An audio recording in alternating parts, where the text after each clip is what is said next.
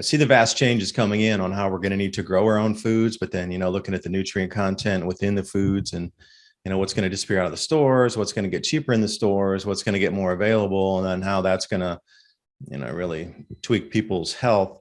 And this is all going to happen in the next 12 months. So it's super relevant right now. Absolutely. People, I mean, it's coming out in the press now. They're preparing people for it. But even I think it was the UN 2 years ago now said there was going to be a famine of biblical proportions. Might not have been quite that long ago. I mean, they've been telling everybody to do from the beginning, or they're telling everybody what they're going to do from the beginning, haven't they? All hidden in plain sight. How are people going to keep themselves healthy as they change their diets and foods become less available, and they don't have the money to buy proper foods anymore, and people switch to junk because they can afford it and it's something that fills the belly? I mean, there's all kind of really kind of nasty things coming down the way that people's bodies are going to be so heavily affected by what they're putting in them to stay alive. How did our ancestors get through a cold winter in Northern Europe, for example, where they fermented, when the harvest was over, they fermented everything they possibly could, from beer to wine to chutneys to relishes to cheese to everything, to get over a cold winter. And we're probably going to have to go back to that to some degree.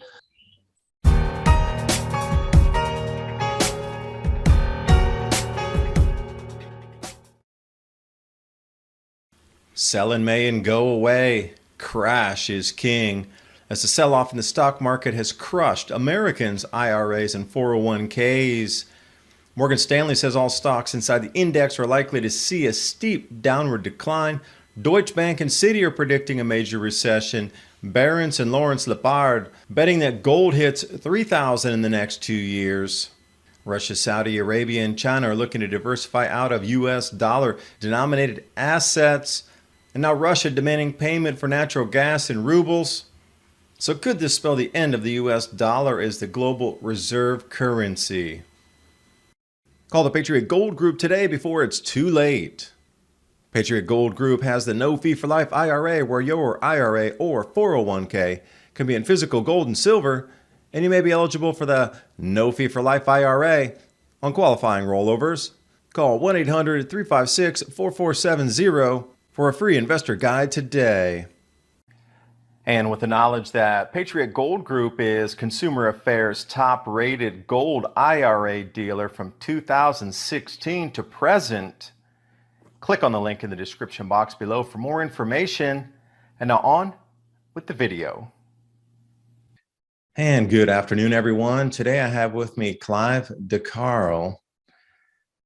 Now, as we move through these transitions here into the fertilizer shortages and less foods being grown, the hyperinflationary push on foods where people are going to start making a lot different choices on what they eat, what they put in their bodies, how's that going to affect nutrient intake? Because over here on Clive's site, clivedecarl.com, quote, there are only 3 reasons that we lose our health: physical damage, toxicity, and nutrient deficiency. No 4th reason.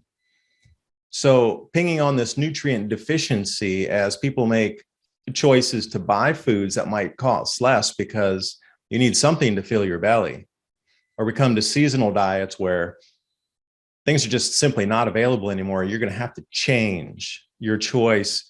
And also when we grow foods, what types of foods would you want to grow with high chlorophyll, vitamin C, different vitamins, proteins, micronutrients? There's a gamut of things to think about moving through the transition from now, when things are still quite available in stores, into the point where it's going to be rationed by the end of the year at harvest season 2022. A lot of big statements in that. As through history, you find that with the famines and with the food shortages comes a lot of cognitive malfunctioning, is the best way to put it, where people aren't at their top because they're missing something that is making or allowing their brains to fire, their bodies to work for the calories, to get that muscle mass to go in and plant food. So you see this continuous step down as the food and the calories start to diminish. Well, society does lockstep because everything's intertwined, but it's all about preparing and knowing what you need to keep your bodies functioning at optimum level, as the masses might go for cheaper foods that will also affect their bodies in general. So Clive, I appreciate you joining me today. I know your time is well spent, and how many tens of thousands of hours of research have you been into this, and some great solutions with Tesla technologies and ozone and many other things we can think about to make our lives bountiful and thriving during these times. We shouldn't have to sit in squalor and nibbling out of a can of tuna by yourself in a cold basement. That's not life. We need to step it up so we can thrive during these changes. So Clive, thanks for joining me. Well, thank you, David. I appreciate the opportunity, and thank you for all the research that you're doing as well.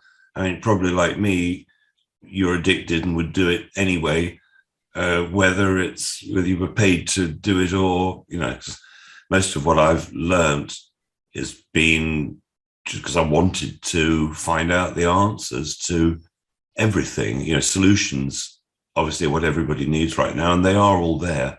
People greater than us have worked out the solutions to poverty, the solutions to everything a long time ago. So it's just education that's lacking.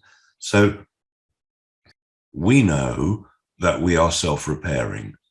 If you've got all the materials, the vitamins and minerals, as you say, the essential fats, the oils, the enzymes, the probiotics, if we've got all the things we need to thrive, we self-repair.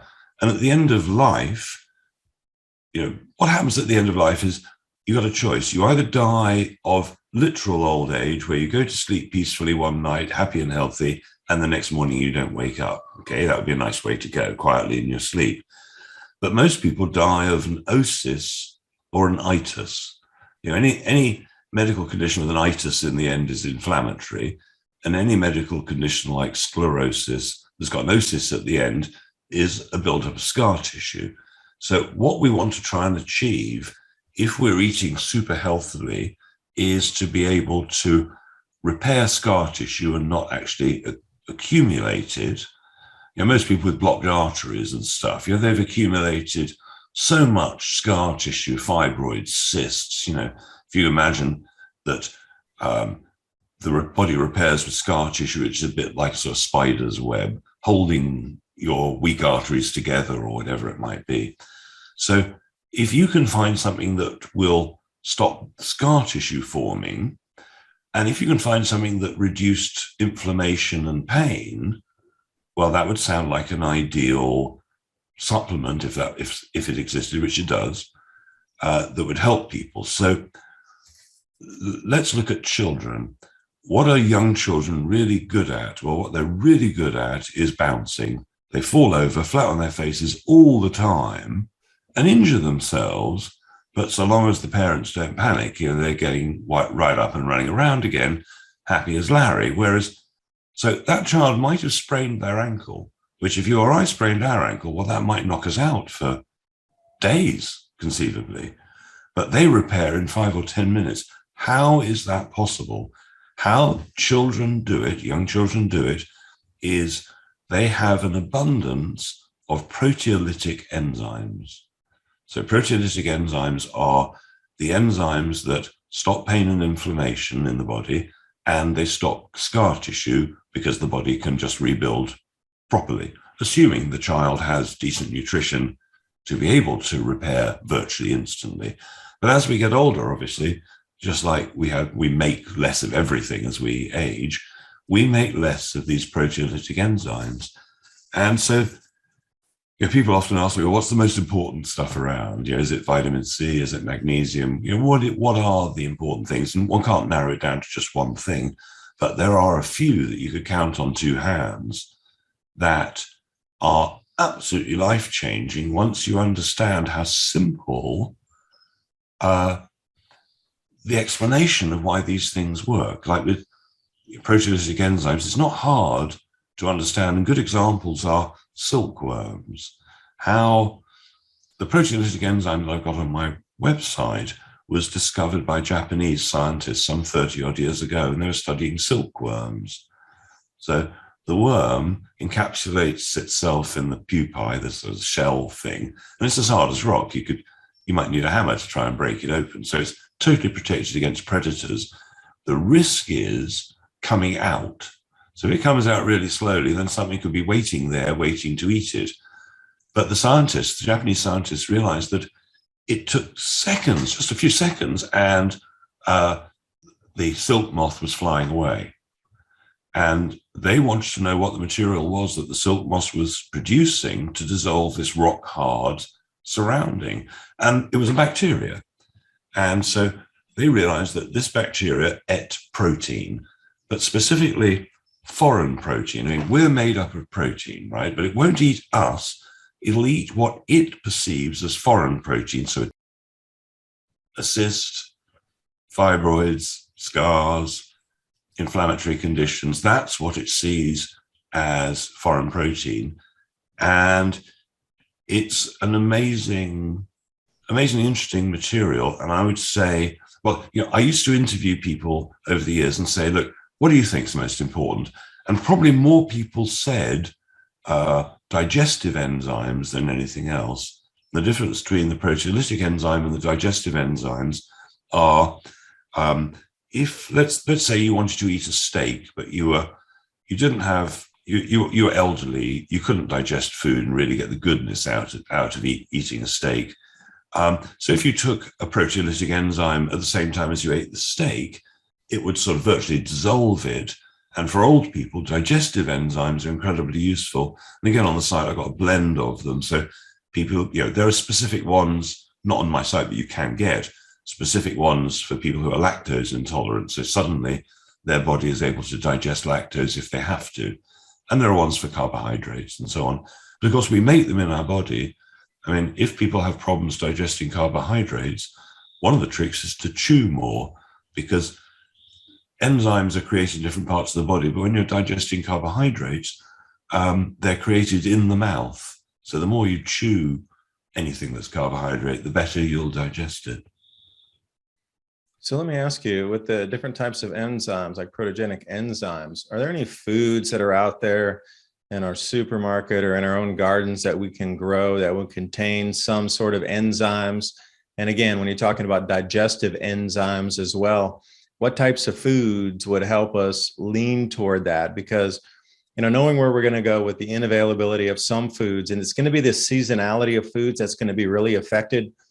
For example, in the States, you can get strawberries in the middle of January, which is completely out of season. They're imported from the other hemisphere. But when we start to see supply chains constrict even more, and we really do get back down to seasonality, well, what's grown in this season is what you get. Okay, we get pumpkins in the fall, we get apples in the fall, that's great. But can we grow something through the year, even in our own grow bags or gardens or indoor protected greenhouses, that sort of thing, that would contain either of those two enzymes? Well, types of enzymes. There's a range of foods that are famous for their enzymatic qualities. Pineapple, for instance, breaks down lots of foods. Papaya does the same sort of thing, and bromelain and papain are the enzymes that if people have got digestive enzymes, they'll recognize those too. There are things like beetroot. Let's say you had apples and you made apple cider vinegar. That's a digestive enzyme. Anybody who gets acid reflux, anybody who's told that they're making too much stomach acid, it is likely the opposite. And by taking apple cider vinegar, a tablespoonful or two in some water, half an hour before eating, they may find that their acid reflux and their bloating, it becomes a thing of the past within one meal. So digestive enzymes are definitely worth looking at. But the difference between a digestive enzyme to break down food is different to the proteolytic enzyme use that I'm suggesting. So you'd want to take, if you want to break down, tumors and fibroids and stuff, you want to take it at least 2 hours after you've last eaten. So instead of digesting the food, it's now digesting your foreign proteins. Interestingly, this particular one is illegal in Europe, right? And it's going to work when they don't want you to have it. Imagine that. And then I'm just curious your thoughts on using baking soda for some of the same. You could have this debate all along, too acidic, or, can you balance your alkalinity? I mean, what are your thoughts on baking soda? Because I'm seeing in a lot of, prepper websites currently, get baking soda. It's, obviously for the wounds and for different types of things like this, washing vegetables, etc. But Also, there's a lot of recommendations of using a teaspoon or whatever, half quarter teaspoon in water for something of the same effect to, cancels out some of that heartburn, just as a quick, easy remedy. I mean, Tums is made But pretty it's much. the wrong remedy. It is the incorrect remedy. They've taken the mainstream explanation of bicarb, so I can explain it so everybody will understand. Bicarb is alkaline, therefore it'll turn off stomach acid or any type of acid that's in the stomach. You see, so somebody who's having what they think is too much stomach acid, it isn't too much stomach acid. It's probably too much lactic acid, not stomach acid. So when it's got the burning in the throat, it's usually a lack of magnesium, because if you're low on magnesium, the valve at the top of the throat doesn't work properly. But by using apple cider vinegar half an hour before a meal, they add extra acidity and their body can start to work properly again. It's not that people need to take something like apple cider vinegar forever, and you want the organic, raw, unpasteurized stuff, obviously. But you can use other materials. I mean, stomach acid is hydrochloric acid, like 3 or 4% hydrochloric acid. And they actually sell online hydrochloric acid tablets that you take with a meal. You can use betaine, which is a beetroot extract, betaine like beetroot, and that also provides more stomach acid for better digestion. So, people with poor digestion, almost certainly they're not making enough stomach acid. And so digestive enzymes often have betaine in them or similar materials. I mean, I think everybody over, let's say, 50 or something like that would almost certainly increase their lifespan if they were getting the most out of the food that they're eating. But the reality is most people are poisoning themselves with the food they're eating because they haven't chosen organic. Now, I stumbled across an article here just this morning that says the UK is going to experience energy poverty because just as the status quo to heat your home as you did last year, it's going to cost you, I guess, 1,100 pounds more this year because of inflation built into it. So at the people who aren't making very much money are going to have to really make some choices of heating or eating. And there's a new term for it called energy poverty. And that was specifically based in the UK. So seems like everybody's getting hit from every end. And then if you can't afford your own basic heating, are you going to be able to afford to go to the doctor and, get prescriptions and buy that? I know it's socialized healthcare there, but still there's some cost involved. Well, in Germany, they're already rationing diesel. So that's a straight knock on to agriculture. Do you know what happened in Cuba when the Soviet Union collapsed and they knew that they only had 12 weeks of oil left?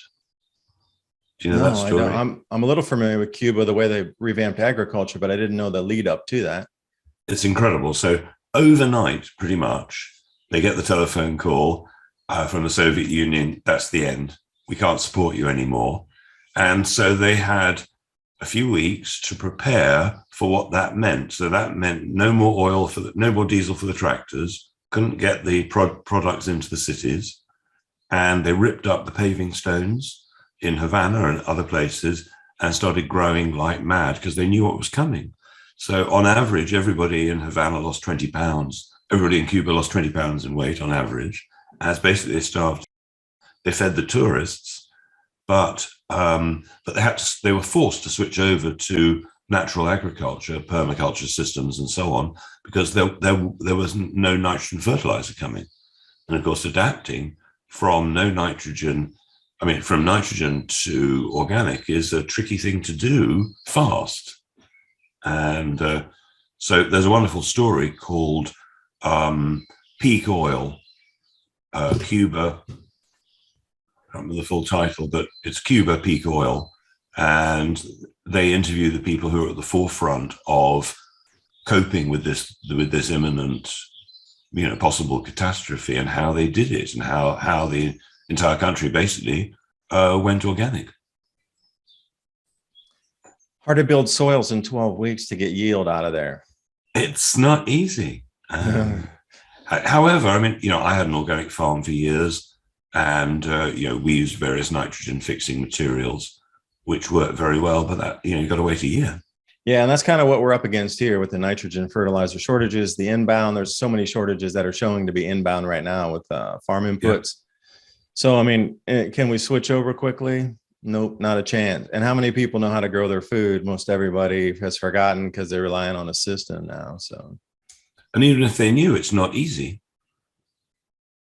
No, I grow my own food out here. Do you know how many losses and things I learned to do better over the last year and a half? Going full gardens, there's an enormous amount of production if you do it correctly. In the summertime, you're going to get an abundance. Then you need to learn how to store it and keep the nutrients intact. But most people, I don't think, are ready for getting up and doing that much kind of work. Can you imagine how many muscle pulls and sprains there's going to be in the first weeks of people trying to dig and shovel and move heavy things and pick up buckets? They're going to be just like, I don't want to live through this. They're really going to check out. A lot of them, it's going to be too difficult. The work itself, the physical labor. Most of the knowledge is at the end of extinction, in the sense of, my farm is in Spain, and one day there was an explosion of insects coming out of holes in the ground. So I had an original really old guy who'd been running the farm for 30 years prior to me. And he said, oh, well, that's easy. And we were growing olives, so we had olive oil. And he said, okay, this is what we're going to do. We're going to drop olive oil in every single hole, everywhere on the farm. And that was how to deal with it. But I mean, most people would never guess that that's the way to deal with this particular predator, because it could have wiped us out. But olive oil, I had a horse at one point which somehow had ripped itself, big gash on its side, and I didn't know what to do. And the same old guy said, oh, just rub olive oil in it.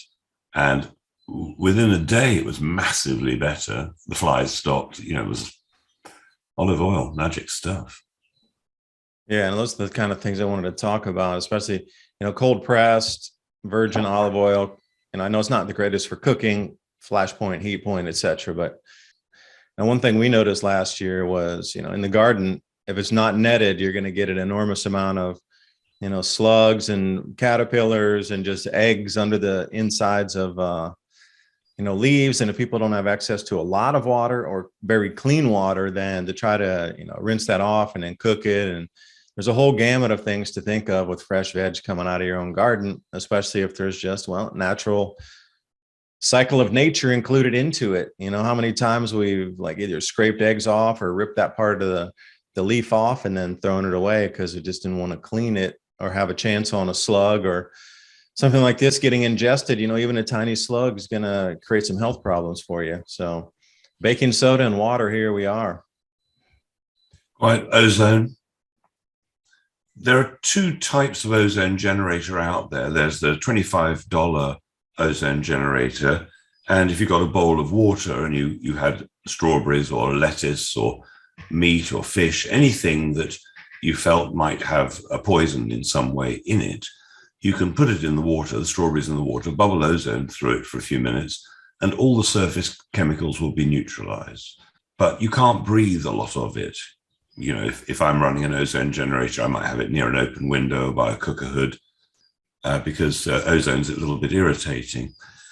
Because I'm trying to boil it down. People are behind the eight ball right now. The news awareness is coming out that they need to get prepped out. And suddenly they're just going how do we even start? Okay, taking a look at your seed stock, et cetera, and what kind of seeds you want to grow.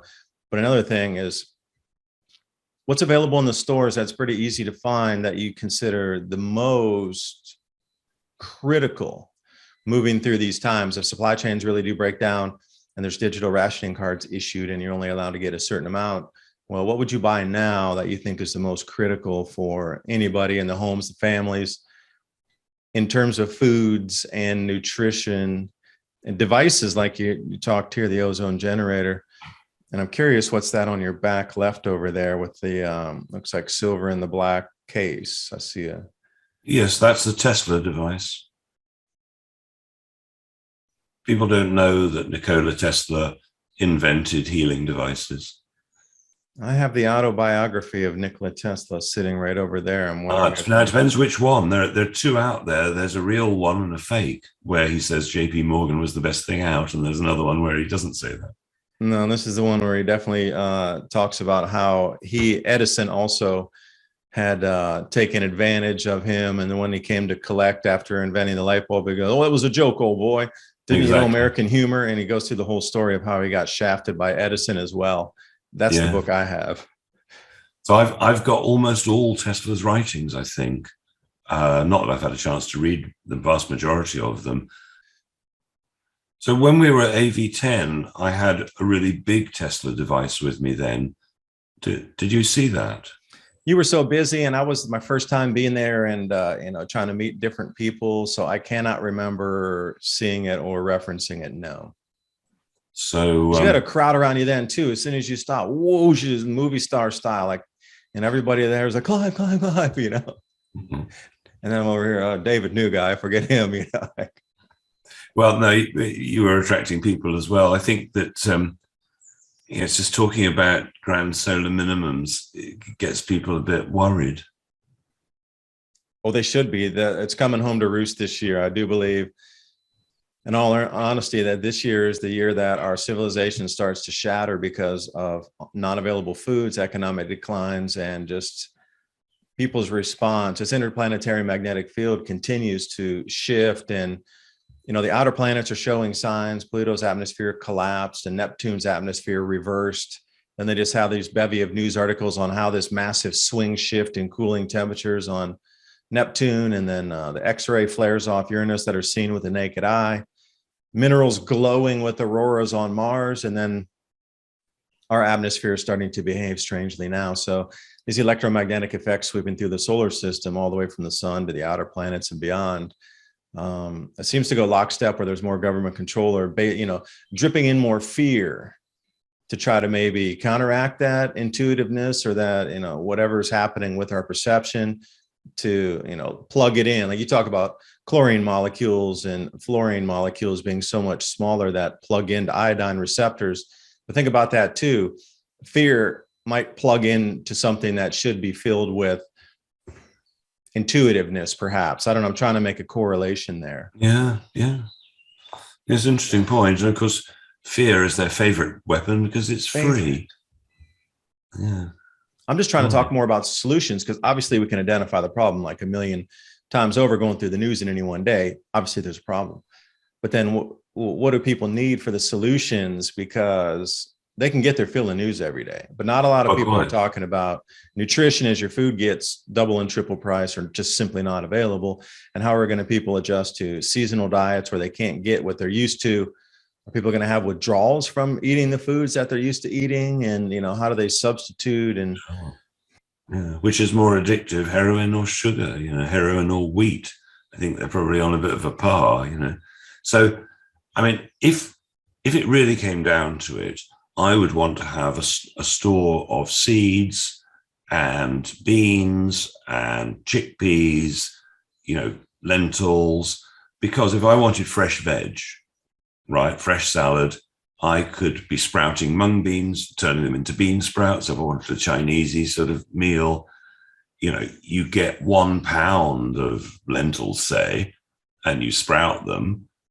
You brought them back to life from dormant possibility to vibrant life. So you probably up the vitamin and mineral content by 20, 50 times, who knows, just by bringing it alive. And now, instead of it weighing 1 pound as you brought it home, it's now weighing 2, 3, or 4 pounds in weight.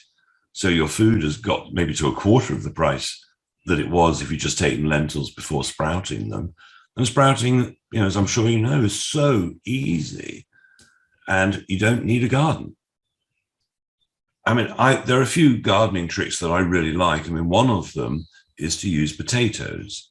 Now, while potatoes are hardly the most wonderful food in the world, nevertheless, they're great gardeners, because if somebody's got lawn and they try to dig it and the fork just bounces off because it's rock hard, put a layer of potatoes down, put some cardboard on top with holes cut out where the potatoes are, put 2 feet of straw on top, water it.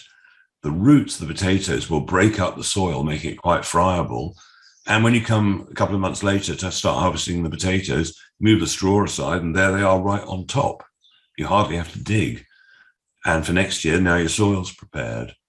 There are so many tricks. I mean, I like the Japanese, no-dig gardening idea. So there are so many ways where you don't have to disturb the soil because, as you know, the moment you take the soil covering off, you've damaged it. If you can grow straight through the existing protective layer, then huge benefits to that.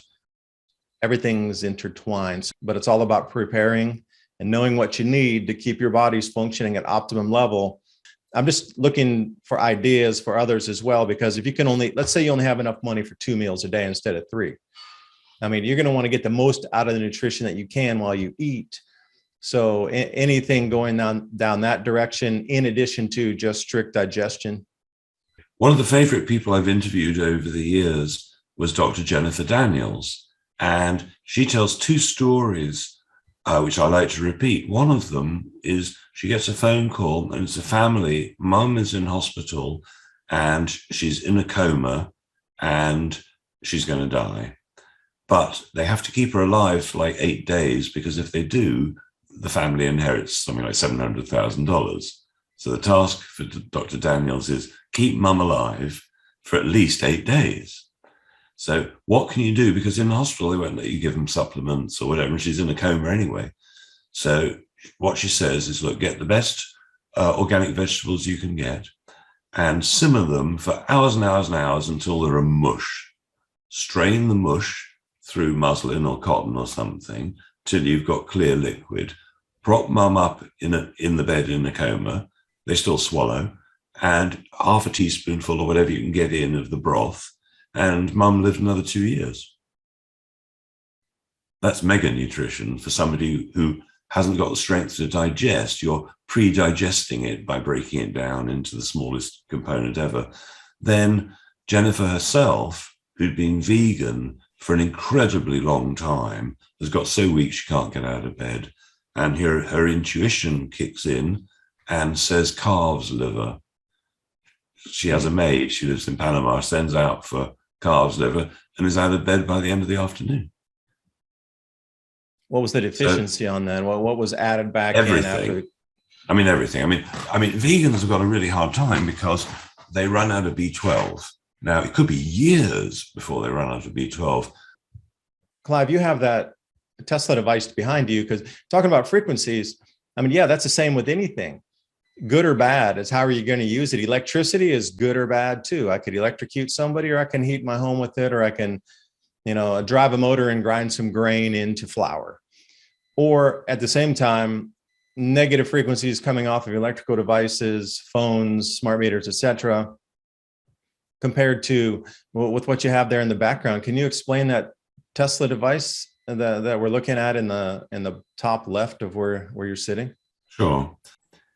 Tesla in general has been written out of history. He's becoming known a bit because of the car connection, but Tesla was the greatest scientific genius from an electrical perspective ever. And 100 years ago, everybody would have known his name because of, he lit the world, with his AC electricity and his Edison connection and so on. So, but what people don't know is while he patented everything he ever invented, he didn't patent healing devices. And at the end of his life, when he was near death, one of his big regrets that he wrote about was not doing more with the healing devices.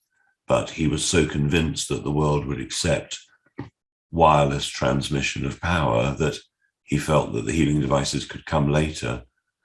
Anyway, in the 1880s, he was making glass vacuum tubes filled with noble gases like argon and neon and so on.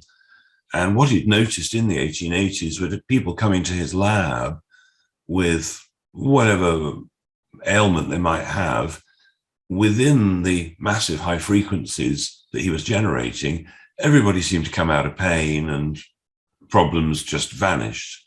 So by 1891, he was touring Europe and giving lectures about what he'd discovered. And a couple of particular scientists ran with it. And so by 1893, Tesla was showing this sort of stuff at the Chicago World's Fair, the Columbia World's Fair. And by the turn of the last century, they were becoming pretty popular devices. So dentists began to use them because you can get a few minutes anesthesia, maybe 5 minutes anesthesia with the cocaine electrode, enough time to quickly pull a tooth, perhaps. Hairdressers were using them to restore hair, and people were buying them to use at home, right? You'd by 1910 or something, your local pharmacy probably would have had one in the window because they were made at that point to run off AC or DC, high voltage or a battery. You lived on the farm and you were 3 days mule ride to the doctor, assuming you had a mule or you had a doctor. So, but if you had a battery, you could run this stuff. So, 1843, it's almost 200 years ago, Guy's Hospital, one of the big hospitals in London, had an electrotherapy department where they were treating people with, battery technology, Leyden jar technology, and with incredible results. So by the turn of the last century, electrotherapy was one of the more important departments in every hospital. But obviously, as Rockefeller medicine took over, it was seen as a big threat. And various things happened. And so why is this technology written out of history? Well, the course of events was radio got invented. And everybody wanted a radio. And this technology at this frequency, it's a long wave frequency, interfered with radios. So globally, the manufacturers of the hospital type technologies switched to shortwave. And at the same time, then valve technology was coming out. So they switched from the old original technology, which is resonating Tesla coils. Now, there are some people who say the cells of our body resemble resonating Tesla coils. They charge up and discharge. So these machines have two resonating Tesla coils and capacitors to charge up and discharge. And so radio comes out and the hospitals have to do away with all their equipment and they switch to valve technology and shortwave because they didn't realize that it's not the same. Tesla coils are very, very special. Basically two resonating Tesla coils, unlike Rife technology, where you dial up all the individual frequencies you want, these resonate across the spectrum. You can change it slightly by using the different gases or whatever. So then what happened was World War II. Now, you can convert the big machines into very powerful radio transmitters, and because they were worried about spies, they again stripped these machines out. Then after World War II, they stopped teaching it, just gone from the from the schools. However, surgeons still use them today, and that technology is called diathermy, and ophthalmologists love it. Various surgeons love it because if you cut with a scalpel, it bleeds. If you cut with electricity, it cauterizes it, so there's no bleeding. So you don't want to bleed if you're doing an eye operation. So you can cut without needing a scalpel. So that side of it is still known about and taught to doctors. But what the doctors aren't taught, that if you change it and turn the frequency right down, use it in a different way, you can heal rather than cut. So that's the bit that's been lost. So what happened to the machines? Well, some 20 years ago, I was working with a medical doctor who told me about Tesla's machines. I had no idea. Nobody knows, virtually. And so I bought one.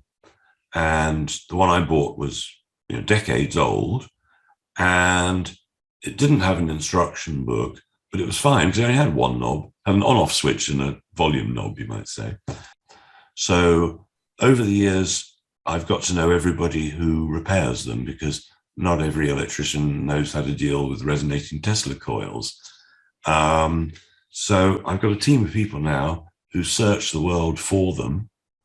I just bought one in India. And then over the years, we've worked out which ones are worth restoring and which ones are just rubbish and not, haven't stood the test of 100 years, for instance, where others are just fantastic. Is the technology able to be replicated to build new devices sure. versus finding old ones that have to be refurbed? No, there are two issues. There's the machines. Anybody can wind a Tesla coil. That's not hard. Where it gets more difficult or more, they're electromechanical. So not only have you got frequency generators going on, but you've got little 100-year-old moving parts. And so it helps to know about that side of it. So building that, easy. It's the glass. Back in the day, where everybody blew glass, filling vacuum tubes like neon sign makers, that sort of thing. If you wanted it super thin, because the thinner the glass is, the more effective it is. And finding glass blowers is next to impossible now. There are 3 glass blowers who do this stuff left in the world. One is on the edge of retiring, and the quality, it's nothing like the stuff in the 20s. Then there's another guy in Germany. And, well, basically, the long story is none of them can blow glass properly. Now, the Chinese are blowing glass, and this is a piece of Chinese glassware. But blindfolded, I can touch it and tell you that the glass quality isn't like the glass they used to use, because a lot of the glass manufacturing now is illegal. Borosilicate glass, for instance, which is the type you can put directly on naked flame, they banned that years ago because of the pollution from the manufacturing process. So it's a combination of lack of skill. I expect most of this is molded rather than blown.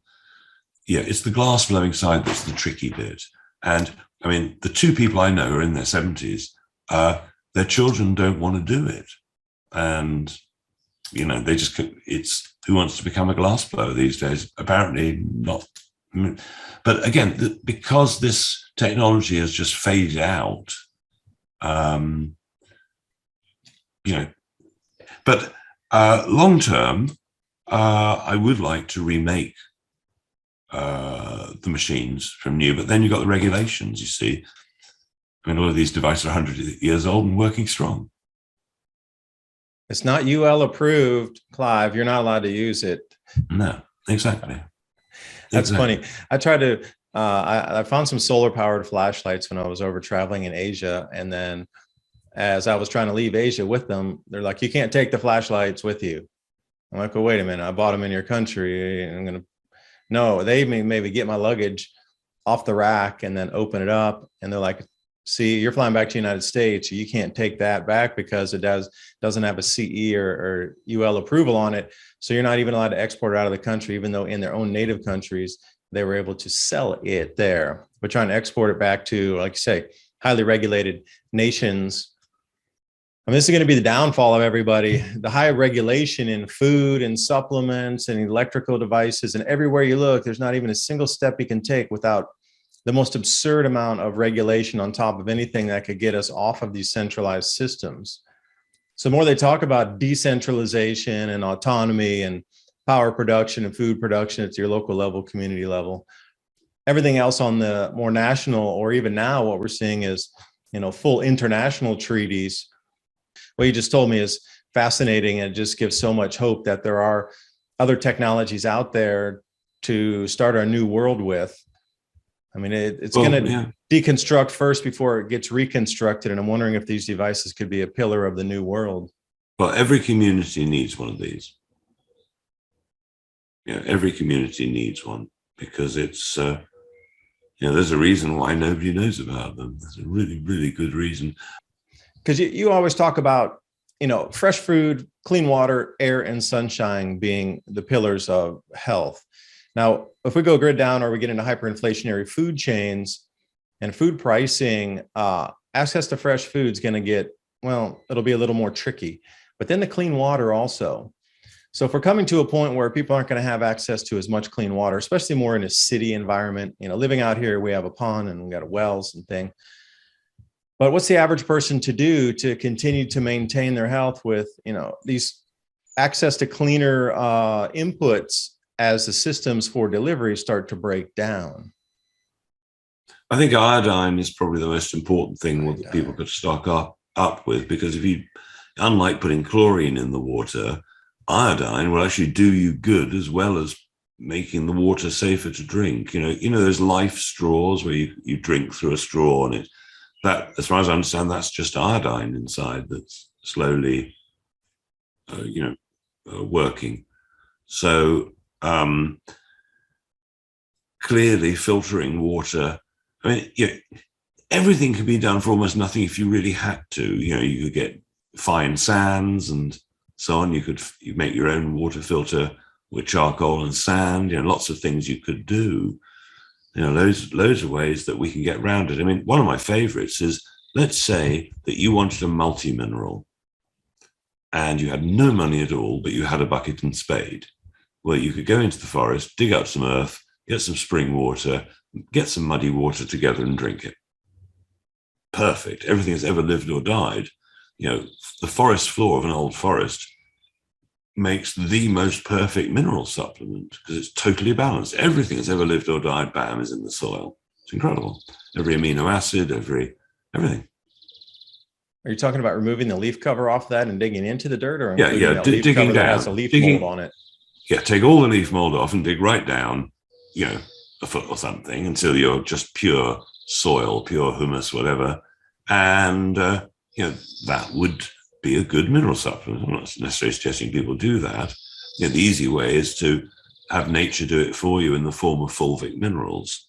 A bottle of fulvic minerals, 50 ml, would last months. And that's where, in a few rare places in the world, some geological thing happened for some reason, and there's incredible mineral concentrate in small areas. The area where the mine is that ours comes from is, I think, only about half a mile or something. But all you got to do is run water through this mineral-rich deposit, and you got like a 4-month supply in a tiny bottle. It's that powerful. Have you ever seen that great goat video where there's a dam in Europe, massive great dam, and this baby goat follows its mum up like 800 feet up the dam to lick the minerals that are leaching through the dam in the water? Have you seen that one? Yeah, it's almost nigh impossible. And you're like, that's impossible for them to do that. But just the way they're sitting there so sideways, tucked in on that thing, is just, and nature is remarkable. Yeah, and all that to get the mineral rich water. That bit of stone where they built the dam with was so full of minerals that they go 800 foot to find it. How do they even know it's there? Unless they can see in a different light spectrum, then there's some sort of frequency coming off those minerals. And salt, is the pillar of our world. They're worth their salt, when they're being paid by salt. So, and again, in sort of a supply chain disruption here, where does salt come from? If you're not by the seaside and you're not near a salt mine, and in the West they have the Great Salt Lake, well, obviously that's thousands of miles from where we live here, still several hundred miles from the ocean, tucked back behind a mountain range. So the average person, where are they going to find salt if it just disappears out of the supermarket? Well, funny you should ask that. Years ago, long time ago, I met this really old Nigerian woman, and she said all her ancestors had lived to over 100. And she was only about 30 when her tribe was discovered. Up until then, they were sort of on their own. And they were so far inland that they didn't know that oceans or seas or salt existed. And I said to her, I thought everybody needed salt to live. And she said, well, what the tribe did was, at the end of each meal, they put all the waste, the food waste, on the fire. And the next day, when it was down to white ash, they'd take a couple of spoonfuls of ash and put it in the next meal, mix it in. So they were just always recycling the minerals to the maximum. So, ash, potash, that's potassium. Potash is great for the plants, the flowers, and for us. So it's a bit like, as I was saying with the soil, that all life is there. Minerals are not destroyed by heat. So you can burn it to the ground, and the ash is good for you. They put ash in pet foods, for example. It's not just to fill it, it's because ash is full of minerals. So let me ask you a question about dosage for the fulvic minerals. So let's say I take, a pound of like some incredible virgin earth soils from up in our forest, higher up the mountain, and 1 pound of it, and then mixing in with the water, stirring it up and getting that slurry, and then you filter it off, obviously, and then you're talking about droppers. So we're not talking about drinking a glass of this. We're talking I am about talking about drinking. Yeah, no, I'm talking about drinking a glass of muddy water like a dog would. The dogs love muddy puddles, don't they? They just love it. They're always frolicking. Just copy the dog, but you don't have to drink it from the puddle. But I mean, that sort of quantity. I mean, with fulvic minerals, they're so strong you only need a few drops. But if you're using muddy water, it's not going to be that strong. So you probably would have to drink a glass of muddy water. It's not something I've ever seriously looked at. It's sort of I've never done it. It's just notional. But many people, the head of the organic farming group in England, where they do all the certification. It was him who told me this is what you do if you're stuck with no money. So it comes from a good source, the idea. Okay, because looking into biochar, because we have a lot of fires when we're clearing out the brush around.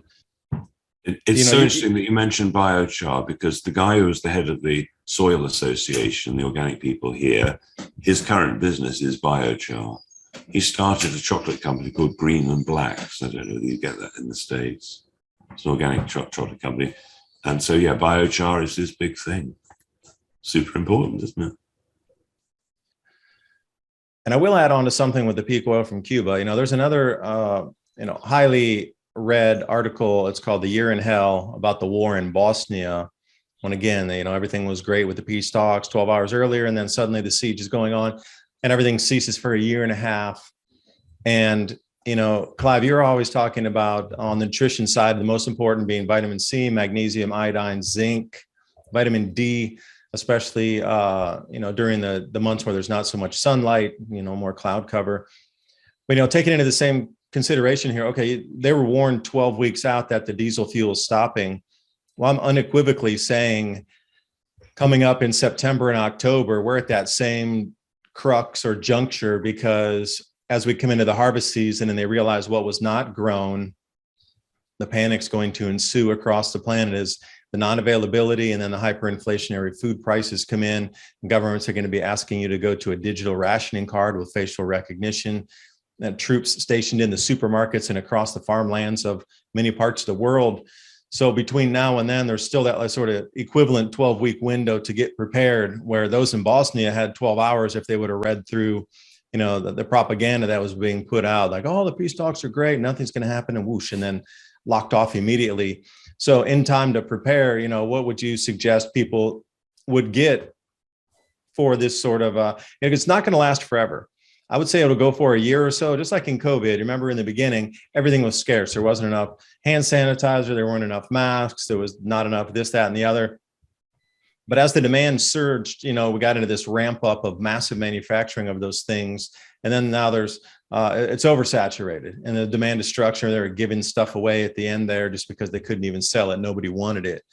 So I could see something coming economically very similar, where in the beginning, for at least this 1 year period, because of starvation or very lean food times all the way through the winter in the Northern Hemisphere, I guarantee you next spring, people are going to be on that so fast. And, you've got to think about integrity consciousness, not price consciousness, when you're purchasing tools and things that could keep your bodies healthy. Don't just think about the price, because there might not be, like I say, longevity in that. So you're going to be thinking about integrity, or companies that really want to protect you with the value and really care about the products they're putting out compared to just the price point on it. And any others that would be essentials to put in sort of a bodily health kit while we have the time right now. Well, absolutely. I mean, clearly inflation is going to happen, and the supply problems have been ridiculous the last 2 years. I mean, I can't ship to France, Germany, Portugal, Russia, a number of companies, because the customs won't accept our products. So I would suggest that anybody should look on the website at the products that are available. Unfortunately, because we're in England, I cannot tell you anything about any of the products on my website. If I were to say water hydrates you, if I were to put that on my website, water hydrates you, 2 years in prison because I haven't done a double-blind clinical trial, which would be impossible with water, to prove it. That's how crazy it's got in Europe, right? I mean, it's super crazy. So I would recommend that everybody stocks up, as I say, with the ingredients you've just mentioned. I mean, very briefly, iodine makes your hormones work properly, makes your brain work properly, tends to end dry skin, it tends to fix thyroids, it balances temperature and fixes most people's menopause issues. That's iodine. If you're doing that, you want to take selenium along with it, which, when you take the right type in the right dose, lots of people come off drugs, whether pharmaceutical or recreational. 30% of us are addicts because we don't get enough dopamine, and we want caffeine, drugs, sex, rock and roll, any pleasure, right? We want pleasure, which creates dopamine. Checking your phone, right? Anything addictive is dopamine. And amino acids have the capability to fill the dopamine receptors and make you not want to be addicted. And more, many of us are going towards substances or overeating or whatever it might be because we're sad and depressed and scared. You know, I'm not talking about myself or you, but a lot of people, 90% of people, are scared and fearful and, you know, don't know what the hell's going on or why. So you start combining fulvic minerals, because if you've got a nice balance of minerals, your body isn't so likely to crave things. You take vitamin C because that detoxifies you. So let me ask you about the vitamin C powder, like camu vitamin C is, you know, a common one that we can find here, and acerola powder also, which is, you know, they're rather high in vitamin C concentrations. What are you thinking about powders and these types of powderized fruits that are full of vitamins versus taking tablets or pills? Okay, all the research where people have recovered from life-threatening diseases, the really serious ones, they might die tomorrow, all the mega research has always been done with the synthetic vitamin C, ascorbic acid or sodium ascorbate primarily. Now, let's say you're super healthy and you want to make sure you've got enough vitamin C. Acerola cherry, or as you say, camu, rose hips, there are a number of ways to get natural vitamin C. Red peppers, for example. Peppers have got loads of vitamin C. Chilies, there are loads of vegetables. But the problem is that if that's good for maintenance, but vitamin C deteriorates with time, with heat. You know, an orange, by the time it's ended up in your kitchen, there's probably only 20% of the vitamin C left, if you're lucky. When it's fresh, it was all there. So, I mean, let's say you had an apple, right? Now, imagine you now dehydrated that apple into a powder. Which is going to be healthier, the apple or the powder? Well, the apple, obviously, because you've destroyed the enzymes by powdering it and so on. So while for pure health, yes, let's go for camu and acerola cherry and whatever, you want to use it for a remedy, you have to use ascorbic acid or sodium ascorbate because you can't get the quantity. You know, you can't shovel down a kilo of acerola cherry. You know, you'd vomit. Whereas you can take a few teaspoonfuls on a regular basis of vitamin C as ascorbic acid or sodium ascorbate. Yeah, we can repair even some of the really difficult ones. You know, some of the really difficult ones, you know, where doctors say, well, it's impossible. It's genetic. Well, very unlikely. You know about epigenetics, overgenetics. I was taught at school that genetics determine your fate. You know, that you're born with it, tough luck, get on with it. But this is totally untrue. You know, you can change your genetics with food, diet, thought, frequency, you name it. Speaking of that, you know, a rough one to get rid of for a lot of people, gut health. and, leaky gut syndrome. As we move into this, also dairy products and meat is going to become less available and far, far, far higher price. And then the grains as well. So, if I say grains, most people have a short list: wheat, soybean, something, corn. But what about, more of these ancient grains, the amaranths, the spelts, the millets, the sorghum, the buckwheat, these sort of things? Because gut health is a huge thing. And, moving forward, I'm just predicting right now that people are going to have such terrible food quality that the amount of leaky gut is going to explode to the point where people are going to have such massive skin rashes and almost be inoperable because their skin is flaring off of inflammation from so much toxicity leaking through the gut wall based on the dietary changes. So just your last thoughts here on grains and dairy and gut health as we move forward these changes as well. Sure. Well, probiotics, probiotics, whether you've made them yourself by fermenting food or soil-based probiotics, which, I sell probiotics on the website, but you can make your own, obviously. Very, very important. How did our ancestors get through a cold winter in Northern Europe, for example, where they fermented, when the harvest was over, they fermented everything they possibly could, from beer to wine to chutneys to relishes to cheese to everything, to get over a cold winter. And we're probably going to have to go back to that to some degree. But at the end of a season where there's a glut of tomatoes or a glut of onions or whatever it is, that is the perfect time. If you've got glass jars, save them so that if you are growing your own crop of tomatoes, you probably, if you're successful, you have so many you won't know what to do with them. At least you can save them. You could turn them into tomato puree or, various things that one can do. I mean, I'm buying bits of equipment, and as an experiment, I'm trying to buy inexpensive ones to show people. I've just bought a still, for example, which I don't think cost me more than $35. So I could make alcohol. I could run the car in it if I had to, or I could get drunk if I felt like the need, or I can make tinctures with the alcohol that I've made. I've got a seed grinder. That's my latest purchase. Oh my God. I put some organic pumpkin seeds in the seed grinder, and you get a little alcohol burner, because you've got to warm them up to get the oil out without getting the oil hot. And so there's a little sort of oil burner. And you start the pumpkin seed oil. You've had we've all had pumpkin seed oil, probably out of a bottle. Oh my God, fresh!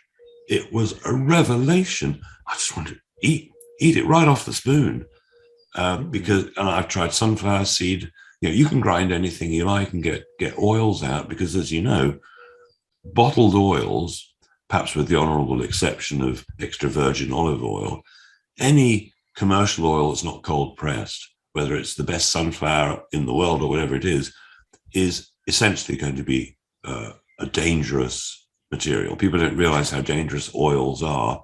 And that's one of the problems of eating out. It's the oils. Why are people having arterial problems? Why have they all got dementia and stuff? Well, your brain's made of cholesterol. So all these people are eating oils that are not animal-based or not olive or coconut. They don't know the damage they're doing. I gave a talk, it must be 15 years ago now, where I explained that this talk, if somebody had dementia in the family, that they should try giving coconut oil to somebody, or lots of soft egg yolks. And this woman rings me up 12 weeks later. She said 2 years before, she'd given up speaking to her mum on the telephone because it was a waste of time. She could no longer speak to her mum on the telephone. She'd given her 4 tablespoonfuls of coconut oil for 12 weeks. And now she was speaking on the phone again, like 2 years before. In other words, reversing 2 years of dementia with cholesterol. How about avocado oil? I know that's another hugely easy one to find. Coconut oil, avocado oil, and depends how it's extracted. If it's been cold pressed, then it should be okay. If they've used it like the cheapskates do, they use 20-ton ram presses apparently, and they heat the oil up to an extreme temperature, so it's actually rancid as they use the ram press to squeeze out every last drop. But they don't care because they don't care. And people are eating rapeseed oil. Oh, my, yeah, this is a disaster. Rapeseed, when I was young, rapeseed oil was called mineral oil because you use it in machinery. Nobody in their right mind would eat the stuff. Yeah, there's a lot of rebranding around that, isn't there? Now, it's a canola thing here, and it's a rebrand, a mix. They try to get these oils that are very low quality, to rebrand the names of them. So they rebranded it all, and you just look at the quality of those oils. I mean, that's what you get in restaurants or takeaway play. That's all they use because the cost point on that is so low, but they still cook the food with it. I mean, you can cook food without oils, don't get me wrong, but it's not gonna, you're gonna need a non-stick pan, but that's not gonna work either because non-stick, that whole Teflon thing, forget it. I'll tell you what I use. On eBay in the States, you can buy glass frying pans, borosilicate, that you can put right on the flame and put, and you can still buy them secondhand. You haven't been making them for 30 years or something. And they're great to cooking. So if you're cooking something, you can hold the glass pan up and look underneath and see if it's done without actually having to turn it over. You were talking about fat earlier, the fat of the land, the fatted calf, fat, natural fats, particularly from animals, has always been revered. The cream of the crop. In the Alps, for hundreds of years, there were dairy cure places where the cows and the sheep and the goats were grazing on, not grass, that's starvation for a cow. They were grazing on the wildflowers and the herbs and the mushrooms, along with all the different types of grasses. And people used to go out for health cures where they'd give you unpasteurized milk and cream and butter. The butter cure was one of the names that the clinics used to use. We rendered our own fat after we butchered our own animals. So I was telling the story about, the Amish farm where we get our animals from. There's an enormous amount of fat left over when you're butchering your own animal out. So, just to have the ability to bring that and cook that down and then take the byproduct, the chicharron or whatever, and still be able to consume those or give them to the dogs for food. But to have that ability to take that fat, to bring it to a storable medium and then put that into a freezer and be able to keep that, I told them, they were like, hey, what'd you do today? I'm still rendering the fat down from this cow we got, this calf. And, they chuckled on the phone like, what century are you living in, man? And, really, that's the kind of way we're going to need to be thinking is you don't waste that. That's so valuable, that type of oil for cooking and restorative body function, that it's really, going to be worth more than its weight in gold, especially if a lot of these farm animals disappear because they don't have the feed input, or if they're rustled off the farm. There's been a lot of theft of animals going around lately. And I tell you what, the ginseng stealers, the ginseng bandits are back in our neighborhood here. And when I say our neighborhood, I'm talking about the mountain range here, where one of my neighbors who I buy my eggs from, she's got a bunch of chickens and a few cows down the way. She lives about a mile from me down the road. And she told me that her dogs had, cornered a guy up in the forest, and he had a full bag full of ginseng. And he started right down near our property, where there's a little crossroad down here, and walked through our property all the way down, at least a mile down the mountain range here, just stealing everybody's wild ginseng off their property. So if they're already at the point of stealing wild ginseng and the ginseng bandits are back, and there's been a lot of reports of chickens getting stolen and cows disappearing out of the fields, that sort of thing, in addition to the coyotes taking their share.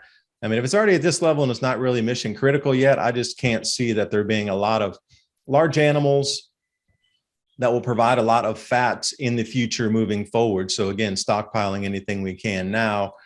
And, I had a couple last questions. If you do have fats and that sort of thing, lards and butters, and how long do you think realistically you can keep that in the freezer before it starts to lose its better word, potency? Well, they're going to cut the power from time to time just to fuck everybody who has a freezer full of stuff. So, a tin canning machine, I had a friend in Canada, and she was brought up with a tin canning machine. At the end of the season, they didn't necessarily have enough glass jars, but tin cans were cheap, and they tinned everything up for keep them over the winter. In Canada, obviously, there's a short growing season. So you can buy tin canning machines, little ones, handheld, for very cheap. very little money. So you think they're going to turn the power off on purpose just to get rid of everybody's frozen supplies? Of course. Oh, you put me off my fresh fried lobster. You just ruined my day. So, so many things to think about moving forward, truly keeping our health and our bodies, our minds functional as we go through these changes. Right. Just to answer your food question, if I wanted to stock up with food, I would be buying, assuming you like these foods, the first thing is to make a list of what you really like. Yeah, true. Tins of sardines last forever, right? Super healthy, healthiest fish in the world, virtually. Tins of sardines in olive oil, not in sunflower oil. Mm-hmm. Something you can trust. And it's cheap, very nutritious, dense food. Dried fruits. I found a farm that dries organic raspberries, and they're fantastic, just fantastic. I've got dried apricots, I've got dried sour cherries, I've got all sorts of beans and stuff, rice, lentils. I've got loads of tubes of tomato concentrate because my kids love tomato pastery type stuff. I've got pasta, loads of things I'll keep for ages. Just because the sell-by date says 2 years doesn't at all mean that 2 years and you've got to throw it away or something. And, if we don't have a food shortage, let's say everything worked out fine, well, then you got have a party. I've got raisins of different types. I've got all sorts of dried fruits, actually, because I really like dried fruits. And if push come to shove, then, you can survive for a long time on some basic foods. And I've got loads of stuff to sprout, like for salads. I've got everything from celery seeds, which are quite nice, to beetroot seeds, to loads of broccoli seeds, lots of alfalfa. So you just got to think it through. What you eat, and if it comes in a tin or a jar, chances are it's going to last for ages. Or if it's dried, just keep it dry, and don't tell anybody you've got it. Have what? What do I have? I forgot. See what I mean? What are you talking about? I don't know. I don't have anything like that. But one last thing on the microgreen trays, when you're growing them out, you're always going to have some that you're not going to be able to harvest. And if you leave that tray for an additional day or two after you do what you think is the final cut, there's always going to be an additional 2, 5, 10, 15 that'll just come out of nowhere that we're waiting to get that light or heat or whatever after the larger first emerged get out of there. And you'll find that you're going to have at least 5 to 10 small little starters that come up, which you can then use to go put in your garden because they're already emerged. So, it's 100% sprout rate, and they already got a good, week under their belt. So they're going to have a lot more vibrancy in your garden and a better chance for survival. So you can either put them in a small pot or just plant them directly out there. But, don't throw that seed tray away right away with the compost or whatever you're using for the roots to bind into something. Hold on to it for a few extra days before you compost it, because you're going to get a few starters out of there. I had one more thing. So let's say Please do. you've picked some carrots and they've got all the greenery on top. So use most of the carrot, but you keep the last inch of carrot with the greenery on top. Just plant it again. You got the bottom end of a celery. Plant it. So many cabbages. So lettuces. There's so many things will just grow on. Romaine too. That's a goodie. And again, you're thinking about nutrient content. People are like, oh, we want to get iceberg lettuce. We want to grow iceberg lettuce. We want to grow lettuce. Well, hold on. I mean, iceberg lettuce is almost nothing in the nutrients compared to romaine, which is, 8 to 16 times higher than anything you can find out of a head of iceberg lettuce. So again, if you're going to be spending the money, it's going to be about what you're going to get for the integrity of your product to give you the highest value return, whatever that is. But really, it all comes down to getting the densest nutrition out of the smallest space. And if that requires automation by using soaker hoses and a timer to be able to get optimum watering into your garden or straw bale garden, like you talked about with the potatoes, that's going to be a gain right there for an extra $15 for the timer and an extra, $20 for the hose. I mean, you could get a higher yield out of that just by having those two simple devices. So there's a million solutions out there. But Clive, thanks for joining me. I don't know if you wanted to sign off with anything, but I will put everything in the description box below the video. CliveDeCarl.com You can check out what's, an enormous vast amount of resources to delve further than just scratching the surface on our talk here, because our world is changing. It's going to change further, and we really are going to have to be innovative in trying to keep our bodies healthy moving through these changes. And it's really the 1 year period we need to worry about, because by next year there'll be a lot more things sorted out in terms of communities coming together and getting this food chain back in order again. Clive, any last words? No, just to remind people that while it's a paid for club, which I apologize about, but it pays the rent, secrethealthclub.com has got, I used to do consultations, so I don't really anymore, but all the information I used to give to people, which I charge a lot of money to give them the information, is there on the Secret Health Club. So if somebody's got, granny's got dementia, you can just go straight to the dementia page, and there's probably going to be the answers to pretty much everything.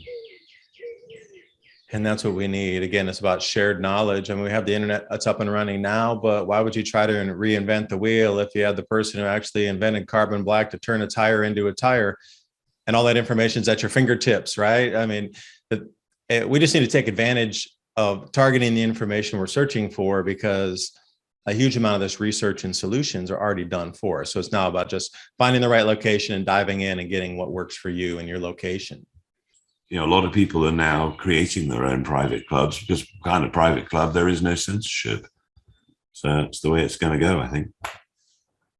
Sad world when we can't even compare how our bodies should function.